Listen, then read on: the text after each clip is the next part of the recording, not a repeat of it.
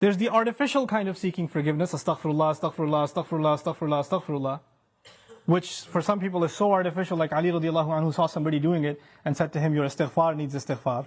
Because it's just rolling off your tongue. There are some things that keep you and me from seeking Allah's forgiveness. It has to do with expectation. Some people deep in their mind have internalized that I have done way too much messed up stuff. Allah probably doesn't like me very much. Some people even go as far as to say, I've heard them say, Allah hates me. Allah hates me. Allah doesn't like me. Allah is angry with me. I've done a lot of bad things. I knew Allah doesn't want me to do this, and I did it anyway, and I did it over and over and over again. So I'm basically off of Allah's good books. My prayers don't mean it. And when people internalize that, you know what they do? I'm a bad person. Could you make dua for me? Because I'm disqualified already. So you need to make dua for me. Because I'm hoping at least Allah will listen to you. Maybe I have a chance. Because there's no way He's going to listen to me. You seem to have a much better connection with Allah than I do. Let me take you back, short reminder. Who was the offer made to by Nuh alayhi salam?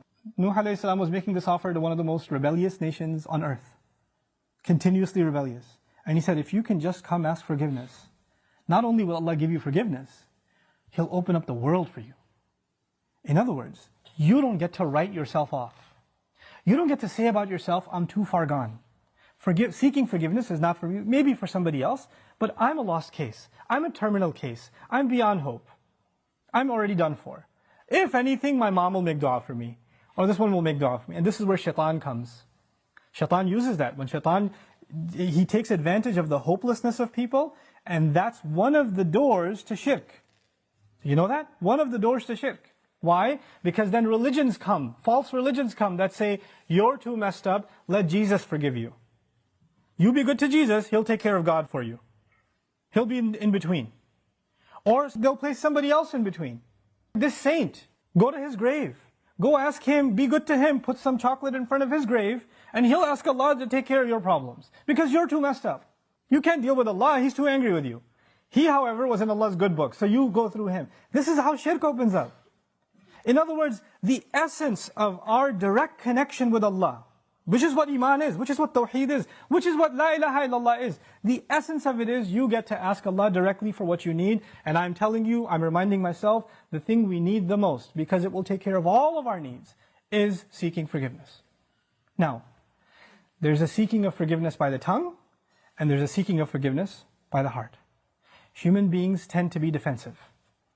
If I criticize you for something, hey, I saw you said that. Why did you say that? I didn't mean it like that. You don't understand what I was going through. Excuse me. You don't even understand the whole story. Hey, I noticed that you did this. You get defensive immediately. بَلِ الْإِنسَانُ عَلَى نَفْسِهِ بَصِيرًا وَلَوْ أَلْقَى مَعَاذِيرًا. Human beings have good view of themselves, but they make lots of excuses. They keep throwing excuses. If you're going to seek Allah's forgiveness, you have to find a time. It doesn't matter if you don't know Arabic, and you only know Punjabi, and you only know Bangla, or Bahasa, or English, or Urdu. It doesn't matter. You speak to Allah, and you genuinely admit to Him what you've done wrong, and don't make excuses. It's really hard to do that. Because even when you stand in the mirror, you lie to yourself. You tell yourself, I'm not that bad. I have reasons for what I did. I have justification. I've been through a lot. But when you're going to come in front of Allah, you have to forget about justifying. Because all of your justifications, He knows them already. He knows what you were going through. He knew it was a tough time. He knew that this was overwhelming you, that was overwhelming you. I was under a lot of stress, Ya Rab, that's why I drank.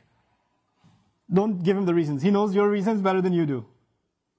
You need to come to Him openly, without any filters, without any hesitation, with no guard, with no shame. You're embarrassed to even admit this to anyone until you completely, openly admit to Allah how messed up you've been and how you've messed up. Completely openly. And as you do it, let me tell you, as you start verbalizing those things, I would be hard-pressed to think tears are not going to roll down your eyes.